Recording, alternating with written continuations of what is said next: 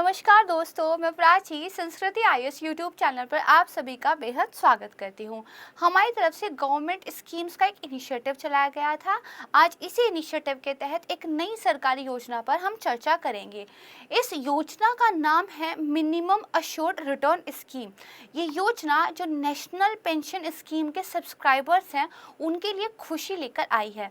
कैसे, ये समझेंगे हम अपनी वीडियो में। वीडियो स्टार्ट करने से पहले एक इम्पॉर्टेंट सूचना मैं आपके साथ शेयर करना चाहूँगी। संस्कृति आईएएस की ओर से UP PCS prelims test series 2022 को लॉन्च किया गया है। ये ऑफलाइन और ऑनलाइन दोनों मोड में अवेलेबल है। ये टेस्ट सीरीज आपकी प्रयागराज और दिल्ली दोनों सेंटर पर उपलब्ध है। इम्पॉर्टेंट बात यह है कि यदि आप इसको ऑनलाइन अवेल करना चाहते हैं तो ये कम्प्लीटली फ्री है। अगर आप ऑफलाइन टेस्ट सीरीज में इनरोल होते हैं तो एक मिनिमम फीस संस्थान की तरफ से रखा गया है। इस टेस्ट सीरीज के बारे में और संस्कृति आईएएस के अन्य कोर्सेज के बारे में जानने के लिए आप दिए गए नंबर पर संपर्क कर सकते हैं। साथ ही आप हमारी संस्कृति आईएएस की वेबसाइट को भी विजिट कर सकते हैं। आइए शुरू करते हैं अपनी वीडियो। देखिए, सबसे पहले समझते हैं कि इस स्कीम से फ़ायदा क्या होगा, तभी ये स्कीम आपकी समझ में आएगी।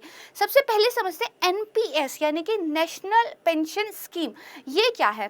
तो देखिए, जो एनपीएस होती है बेसिकली, इसमें लोग अपनी कमाई का जो एक उनका टाइम पीरियड होता है उस दौरान कुछ पैसा बचत करके सेव करते हैं ताकि जब वो रिटायर हो जाए तो उनके पास एक बेटर रिटायरमेंट प्लान हो।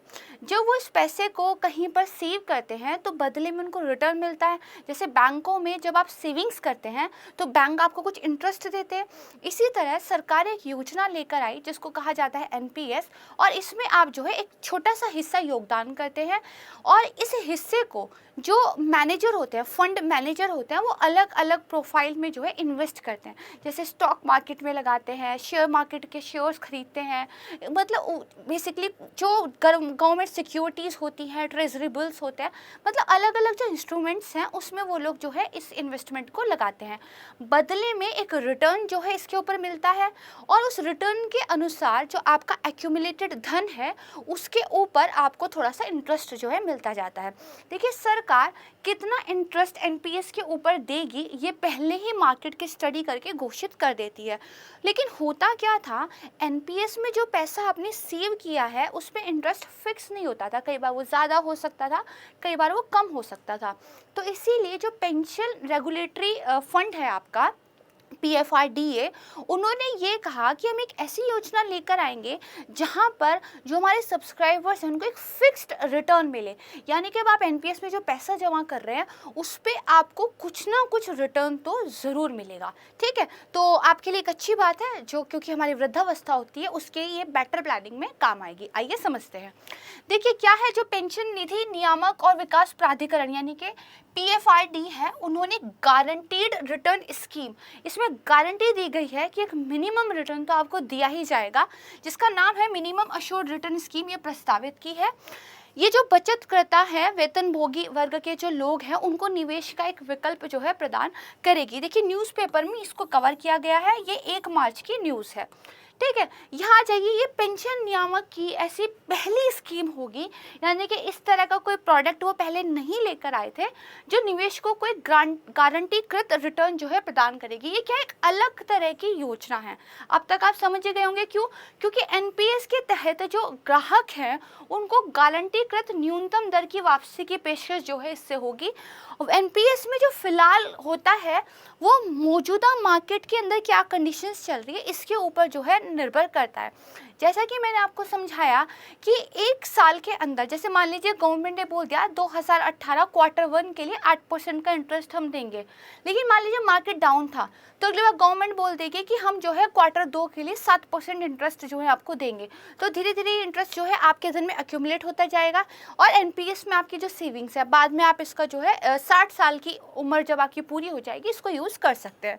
लेकिन देखिए, मार्केट क्योंकि ऊपर नीचे होता रहता है तो आपका रिटर्न भी जो है ऊपर नीचे होता रहता है। तो इसीलिए अब जो है इस वार्षिक जो आपको रिटर्न मिलता था इसमें न्यूनतम राशि आपको मिले, इस तरह की गारंटी देने की जो है बात की गई है। अगेन यहाँ पर देखिए, फरवरी 25 का एक न्यूज़पेपर का स्क्रीनशॉट दिखाया हुआ है। राष्ट्रीय पेंशन प्रणाली क्या है, देखिए यहाँ पर आप एक स्क्रीनशॉट दे सकते हैं, समझते हैं। केंद्र सरकार द्वारा जनवरी 2004 को नेशनल पेंशन स्कीम की मैं बात करूँ तो 2004 से लागू की गई थी। जो सशस्त्र बल हैं उनको छोड़कर, ध्यान रखिएगा, कई बार एनपीएस के लिए स्टेटमेंट आ सकती है कि यूनिवर्सल है, कोई भी इसको ले सकता है। जी हाँ, कोई भी ले सकता है, लेकिन जो आपकी आर्म्ड फोर्सेस है वो इसमें शामिल नहीं है। ठीक है, सशस्त्र बलों को छोड़कर एनपीएस की शुरुआत की गई थी। फिर जो है बाद में इसके कुछ बदलाव को मंजूरी दी गई। देखिए, जो पीएफआरडीए द्वारा स्थापित एक राष्ट्रीय पेंशन प्रणाली ट्रस्ट है, यानी कि एनपीएसटी है, जो वो इसके तहत आने वाली सभी संपत्तियों का पंजीकृत मालिक है। तो कभी आपसे पूछा जाए कि एनपीएस के अंदर जो प्रॉपर्टी है उसका मालिक कौन है, तो जो राष्ट्रीय पेंशन ट्रस्ट है वो इसका मालिक है, जिसको जो किसके अंदर आता है, तो पीएफआरडीए के अंदर आता है।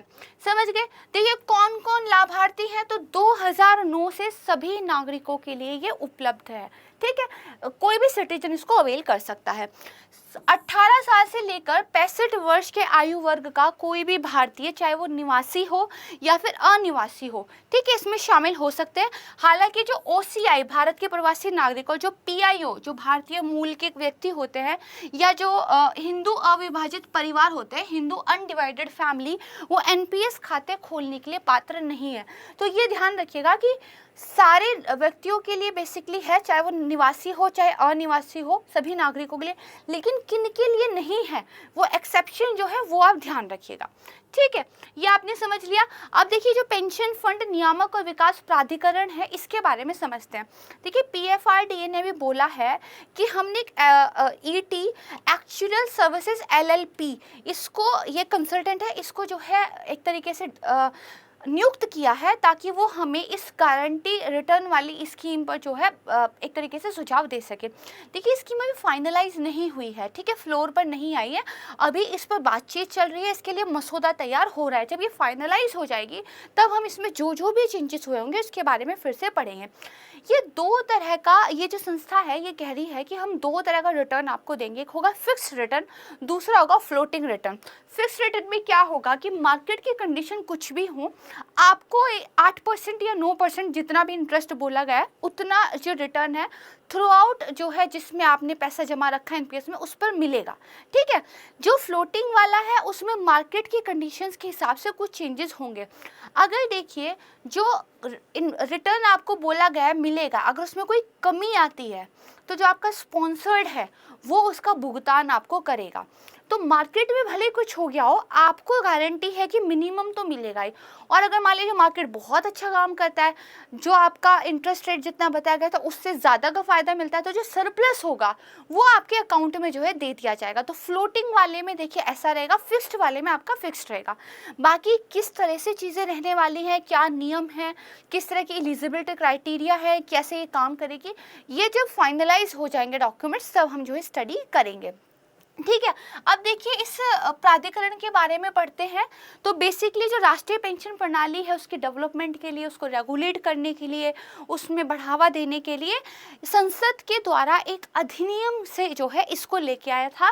तो इसलिए क्या है, एक वैधानिक संस्था है। ठीक है, ध्यान रखिएगा, वित्त मंत्रालय के तहत जो वित्तीय सेवा विभाग है उसके अधीन ये काम करता है। ठीक है, भारत में पेंशन जो क्षेत्र है उसको डेवलप करने के लिए, उसको बेसिकली रेगुलेट करने के लिए भारत सरकार के एक अध्यादेश द्वारा 23 अगस्त 2003 को, ठीक है, इसकी स्थापना की गई थी। तो कब की गई थी, 2003 को की गई थी। ठीक है, फिर यहाँ पे देखिए बताया गया है जो हमारे यहाँ की पेंशन स्कीम्स है उसके बारे में। तो 2003 में जो अंशदान पेंशन प्रणाली है वो आई थी, 2004 से लागू हुई थी। इसको अब राष्ट्रीय पेंशन प्रणाली के नाम से जाना जाता है। इसी को पहले अंशदान पेंशन प्रणाली कहते थे, अब इसको राष्ट्रीय पेंशन प्रणाली कहते हैं। फिर 2009 से इसका विस्तार करके स्वैच्छिक आधार पर, वॉलंटियरली, जरूरी नहीं है आपको इसमें जाना ही है, लेकिन अगर आप जाना चाहें तो जा सकते हैं, सभी नागरिकों के लिए कर दिया, जिसमें जो स्वरोजगार वाले लोग हैं, जो सेल्फ एम्प्लॉयमेंट करते हैं, या फिर जो असंगठित क्षेत्रों में काम करने वाले कर्मचारी, अनऑर्गेनाइज्ड सेक्टर के जो लोग हैं वो भी शामिल हो सकते हैं। ठीक है, फिर यहाँ देखिए बताया गया कि वृद्धावस्था में आपकी आय को सुरक्षा मिले, इससे संबंधित योजनाओं के अध्ययन के लिए एक 1999 में वृद्ध अवस्था सामाजिक और आय सुरक्षा नाम का राष्ट्रीय जो परियोजना थी उसको जो है मंजूरी दी गई थी। इसने कुछ रिपोर्ट जो है जमा की, इस रिपोर्ट के आधार पर ही इस स्कीम को लेकर आया गया था और सैनिक बलों को छोड़कर जो केंद्र और राज्य सरकार के नए सदस्य हैं उनको भी इसमें शामिल किया गया है।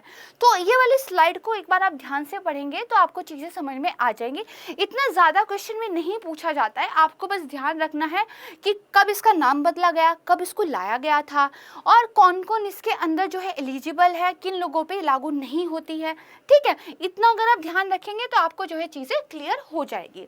तो आज की जो गवर्नमेंट स्कीम थी उसके लिए बस इतना ही। मुझे उम्मीद है चीज़ें आपको समझ में आई होंगी। जो न्यूज़ डेवलपमेंट में होती है उनके कम्प्लीटली आ जाने के बाद फिर से उनके बारे में पढ़ाई जो है करनी चाहिए। तो जब भी इस स्कीम को लेकर फाइनल डेवलपमेंट हो जाएगी तो हम आपको इसके अनुसार सूचित कर देंगे।